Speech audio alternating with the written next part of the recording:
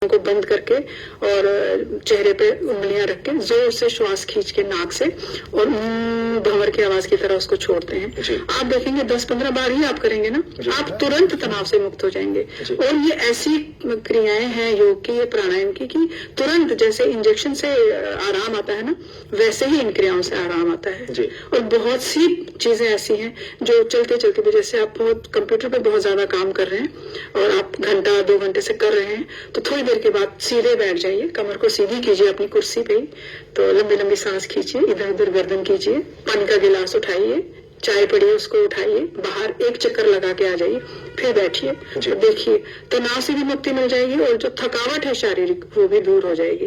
तो ये छोटी छोटी चीजें, और फिर आसन तो है ही, और प्राणायाम की बहुत सारी आगे, फिर आगे कई समय तक आप सांस रोक के मेडिटेशन में बैठ सकते हैं।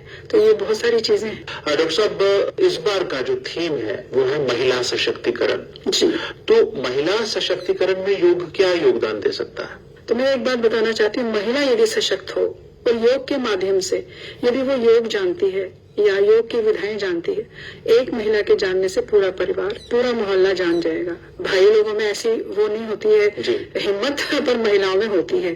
तो महिलाओं का जो ये आजकल का ये जो दोहरा जीवन व्यतीत करना है ना, दोहरा जीवन नहीं, मैं कहती हूँ कि 3-3, 4-4 उनके ऊपर जिम्मेवारियां, ऑफिस में भी, समाज की भी, गृहस्थ की भी, बच्चों की भी।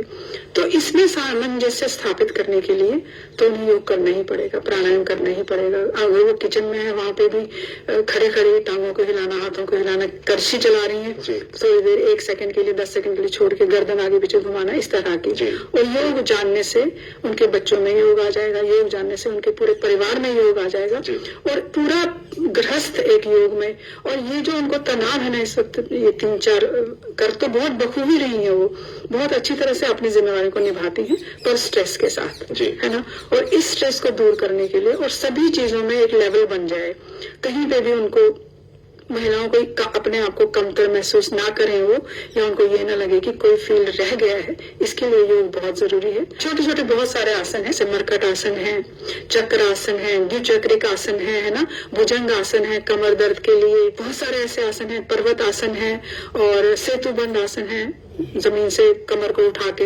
इस तरह से बहुत सारे व्यायाम हैं जो महिलाएं 10 मिनट, 5 मिनट, 15 मिनट में करके अपने आप को पूर्ण स्वस्थ रख सकती हैं। जी डॉक्टर साहब, ये तो रही बात आसनों को करने की, योग को करने की।